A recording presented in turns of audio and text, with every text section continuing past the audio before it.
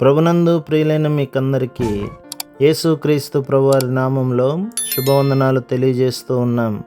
దైవ సేవకులు బ్రదర్ భక్త సింగ్ గారి పరిచర్యలో నుండి అలసిన వాణిని ఓరడించు మాటలు. డిసెంబరు 17. దేవా నీ తలంపులు నాకెంత ప్రియమైనవి. కీర్తనలు 139వ అధ్యాయం 17వ వచనం. దేవుడు ప్రేమామయుడు. ఆయన మన సంతోషము ఆశీర్వాదము కొరకు మనకు అన్నింటినీ దయచేయను. అయినప్పటికీ మనము ఆయనను నిర్లక్ష్యపెట్టి బాధ పెట్టెడి వారముగా ఉన్నాము. ఒక దినమున సువార్త కూడిక అనంతరము రాత్రివేళ ఇంటికి ఆలస్యముగా వెళ్ళితిని. అప్పుడు మా అమ్మ నన్ను భోజనం చేయమని అడిగినప్పుడు ఆకలి లేదు, నాకు భోజనము వద్దని చెప్పి నా గదిలోనికి వెళ్ళి 1 గంట ప్రార్థన సమయమును కలిగి ఉంటిని. నేను ప్రార్థించి లేచినప్పుడు నా తల్లి నా దగ్గర కూర్చొని ఏడ్చుచుండెను. అప్పుడు నేను ఏమైనదని మా అమ్మను అడిగినప్పుడు ఆమె, నా కుమారుడా, ఈ ఉదయకాలమున మార్కెట్కు వెళ్ళి నీ కొరకు సరుకులు తెచ్చితిని. నీవు చదువుకొనుచున్న దినములలో నీకు ఏది ఇష్టమో దానిని కొన్ని గంటలు నీ కొరకు తయారు చేసి ఇద్దరము కలిసి భోజనము చేయవలెనని నేను కూడా భోజనము చేయలేదు అని చెప్పెను. నన్ను క్షమించుమని అడిగినను ఆమె ఆ విషయమై బాధపడుచుండెను.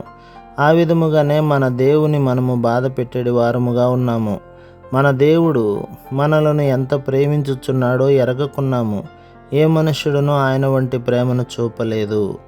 అయినను ఆయన ప్రేమను తృణీకరించి నిర్లక్ష్య పెట్టేడి వారముగా ఉన్నాము. ప్రతి మానవుడు మారిపోవును.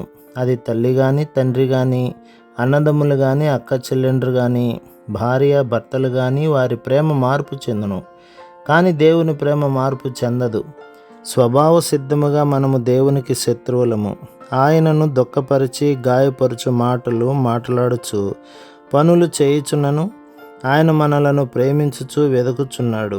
ఆయన, నా కుమారుడా, నా కుమారి, నీ హృదయము నాకిమ్ము అని పదే పదే మనలను బ్రతిమిలాడుచున్నాడు.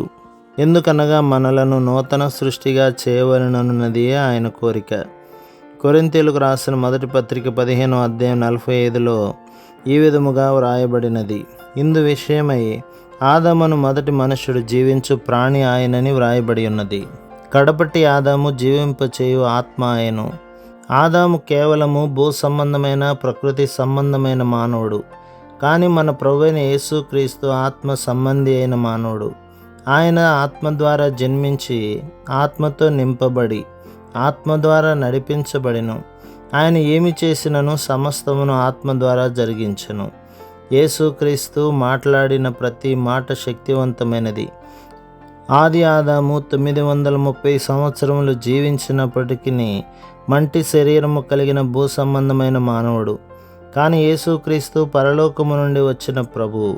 ఆయన శరీరము కుళ్ళు పట్టలేదు. ఆయన శరీరమును ఉంచిన సమాధిలో నుండి దుర్వాసన రాలేదు.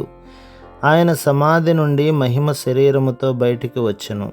కొరింథీయులకు రాసిన మొదటి పత్రిక 15లో ప్రభువైన యేసుక్రీస్తు కడపటి ఆదాము జీవింపచేయు ఆత్మయని 45వ వచనములో, ఆత్మ సంబంధి అయిన వాడని 46వ వచనములో, రెండో మనుష్యుడు పరలోకం నుండి వచ్చిన వాడని 47వ వచనములో, మరియు పరలోక సంబంధి అని పిలువబడెను. ఆయన అద్భుతమైన నూతన పురుషుడని దాని యొక్క భావమును మనకు తెలియచేయుటకు ఆయనకు ఈ పేర్లన్నీ ఇవ్వబడెను. ప్రభువు మనలను ఒక నూతన పురుషుడు అని పిలువబడు తన సంఘము యొక్క సభ్యులుగా నూతన సృష్టిగా చేయుటకు రక్షించెను. ప్రభు మిమ్మును మీ కుటుంబమును మీ సంఘమును దీవించి ఆశీర్వదించునుగాక. ఆమేన్.